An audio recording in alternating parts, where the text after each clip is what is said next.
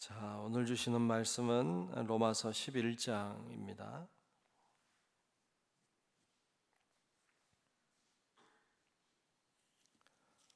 로마서 11장 1절부터 마지막 36절 끝절까지 말씀을 보겠습니다.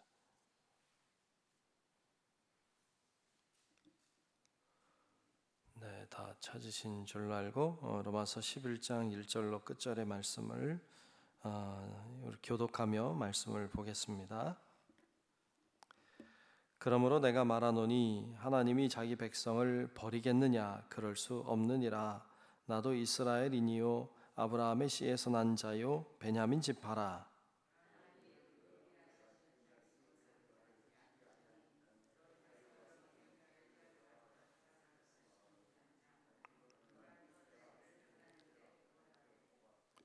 주여, 그들이 주의 선지자들을 죽였으며 주의 제단들을 헐어버렸고 나만 남았는데 내 목숨도 찼나이다 하니,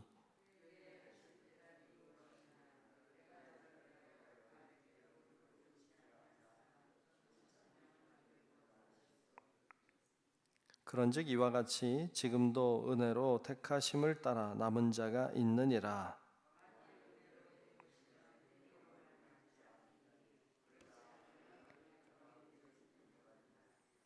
그런즉 어떠하냐? 이스라엘이 구하는 그것을 얻지 못하고 오직 택하심을 입은 자가 얻었고 그 남은 자들은 우둔하여 졌느니라.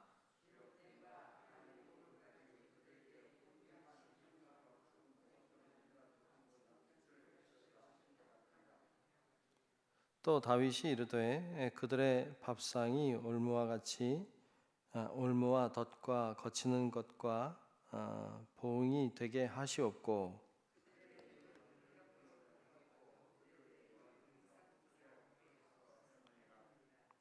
그러므로 내가 말하노니 그들이 넘어지기까지 실족하였느냐? 그럴 수 없느니라. 그들이 넘어짐으로 구원이 이방인에게 이르러 이스라엘로 시기 나게 함이니라.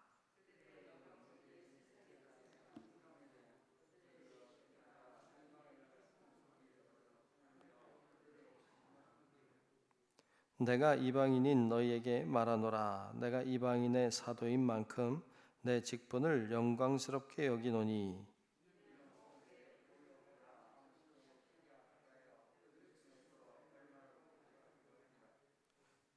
그들을 버리는 것이 세상의 화목이 되거든 그 받아들이는 것이 죽은 자 가운데서 살아나는 것이 아니면 무엇이리요?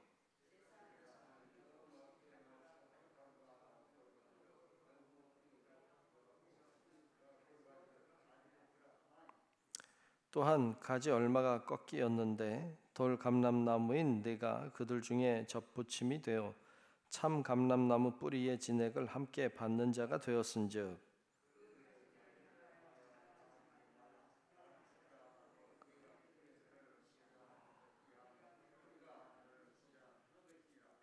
그러면 내 말이 가지들이 꺾인 것은 나로 접붙임을 받게 하려 함이라 하리니,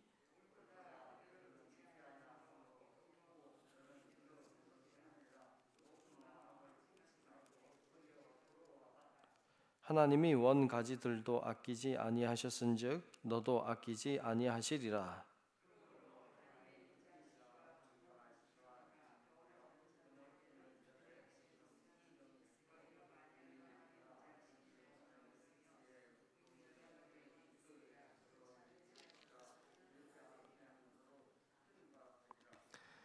그들도 믿지 아니하는데 머무르지 아니하면 접붙임을 받으리니 이는 그들을 접붙이실 능력이 하나님께 있음이라.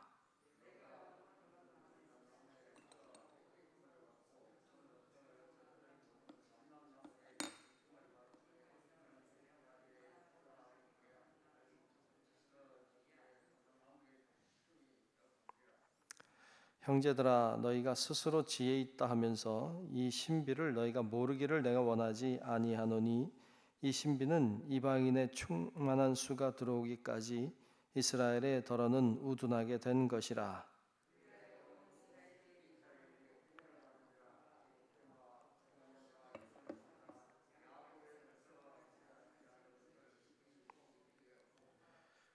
내가 그들의 죄를 없이 할 때에 그들에게 이루어질 내 언약이 이것이라 함과 같으니라.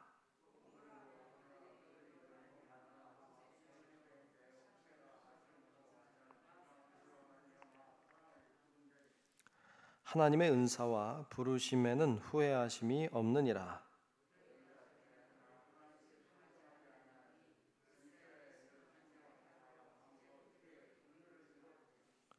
이와 같이 이 사람들이 순종하지 아니하니 이는 너희에게 베푸시는 긍휼로 이제 그들도 긍휼을 얻게 하려 하심이라.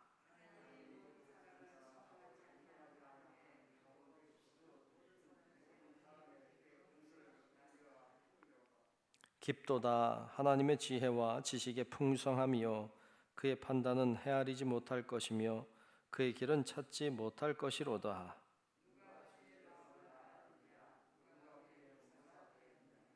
누가 주께 먼저 드려서 갚으심을 받겠느냐?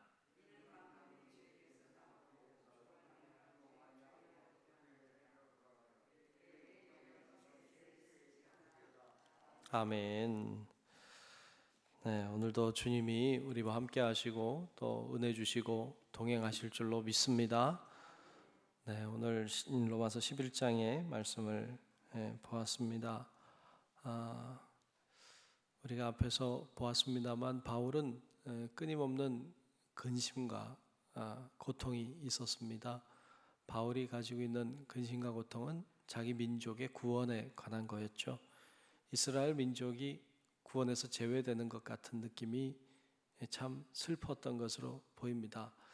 본인은 이방인의 사도로 부름받았기 때문에 이방인에게 나아가서 복음을 전하는데 정작 자기 민족은 구원에서 제외되니까 슬프고 고통스러웠죠. 이방인에게 복음을 전해보니까 저 복음이 막 들어가는 거예요.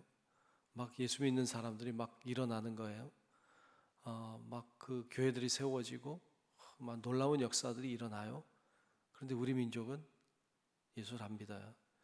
그게 슬픈 거예요. 고통스러운 거예요. 왜 그런가? 왜 그런가? 이제 그런 고민을 나누고 있는 장면이 오늘 11장이기도 한데요. 그런 모습을 1절에서 이렇게 이야기하고 있습니다. 자, 1절을 다시 한번 제가 읽겠습니다. 그러므로 내가 말하노니 하나님이 자기 백성을 버리셨느냐? 자기 백성 버렸느냐? 그럴 수 없느니라. 나도 이스라엘이니요 아브라함의 씨에서 난 자요 베냐민 지파라 그랬어요. 우리 민족을 그럼 하나님 버리신 거냐? 아니라는 거예요. 그럼 뭘까요? 그러면서 한 이야기하는 것이 엘리야 시대 때 하나님께서 숨겨놓은 7천 명에 관한 이야기를 하고 있죠. 남은 자에 대해서 이야기합니다. 우리 민족을 하나님 버린 것이 아니라 남겨놓은 자들이 있다. 하나님이 구원하시기 위해서 특별히 세워놓은 사람들이 있다. 이런 이야기를 합니다. 그래서 자기 민족이 버림받은 것이 아니라 이방인들을 향한 복음이 증거되는데 쓰임받는 민족으로 하나님이 세우셨음을 이제 이야기하면서 이제 우리 민족도 남은 자가 있다. 그런 이야기를 하죠. 그러면서 오늘 말씀 11절에 보면 우리 민족, 그러니까 이스라엘 민족을 그렇게 하신 이유에 대해서 이렇게 설명을 하고 있어요. 11절을 보면 그러므로 내가 말하노니 그들이 넘어지기까지 실족하였느냐? 그럴 수 없느니라. 그들이 넘어짐으로 구원이 누구에게? 이방인에게 이르렀다는 것이고요. 그리고 이스라엘로 시기나게 함이니라 했어요. 아멘. 이스라엘 백성들이 넘어져서 이방인에게 복음이 증거됐다. 맞아요. 만약에 참 이제 사도행전에 보면 주님께서 우리들에게 그 제자들에게 예루살렘을 떠나지 말고 주님이 약속하신 것을 기다리라. 그래서 기다렸어요. 그리고 성령이 임하시잖아요. 성령이 임하고 나니까 이들이요 성령의 충만함을 받고 복음을 전하기 시작하는데 이방인이 아닌 유대인들에게 복음을 전합니다. 그렇게 유대인들에게만 복음을 전하고 이방인들에게는 복음 전하지 않아요. 복음이 잘 전파되지 않습니다. 그런데 사도행전 보면 이제 스데반이 순교를 하는 일이 일어나고 헤롯이 이제 야고보를 죽이는 일들이 일어나고 그러면서 순교하는 사람들이 일어나기 시작합니다. 그러니까 지금 박해가 일어나는 거예요. 유대인들에게 박해가 일어나니까 예수 믿는 사람들이 도망을 가기 시작합니다. 도망을 이제 자기 민족 안에 있을 수 없으니까 타 민족에게 도망을 가요. 도망가면서 그 사람들이 가면서 뭐도 가져가느냐? 복음도 가져가는 거죠. 그러니까 여러분 참 아이러니한 일이긴 한데 고난이라고 하는 것이 참 슬픔이고 아픔이죠. 사람들이 순교하고 핍박을 받고 숨어서 예수 믿어야 되고 이런 고통은 참 힘든 일이지만 이 고통이 임하니까 마치 폭탄이 떨어진 것처럼 팡 하고 터지니까 사람들이 튕겨나가는 것처럼 전 세계로 흩어지게 돼요. 그래서 복음이 이방인에게 전파됩니다. 참 하나님이 하시는 역사이니까 우리가 알 수 없지만 이스라엘 백성들에게는 고난이고 고통이지만 그것이 이방인에게는 복음이 증거되는 일들로 나타나요. 참 그렇게 안 하면요, 복음이 빨리 나가질 않았을 거예요. 하나님이 이렇게 크게 우리가 큰 그림을 볼 수 있다면 우리 입장에서만 보면 고통이고 아픔이지만 큰 그림으로 보면 그 아픔 때문에 어떻게 보면 여기 말씀해 보면 넘어짐 때문에 이방인에게 복음이 전해지듯이 이들이 고통스럽기 때문에 복음이 이방인들에게 전해지는 것이죠. 하나님이 그렇게 일하시는 것을 볼 수 있습니다. 그래서 우리는 이게 큰 그림을 볼 수가 없어요. 우린 내 문제, 그냥 우리 동네 요 정도, 우리 나라 정도 이렇게 보는 거죠. 그리고도 이해가 잘 안 되는 게 많아요. 요즘에도 코로나가 이렇게 퍼져 있지만 왜 이런 일이 일어날까? 그리고 교회들이 특별히 이제 어려운 일을 겪는데 왜 이렇게 하나님이 하나님의 교회를 어렵게 하실까?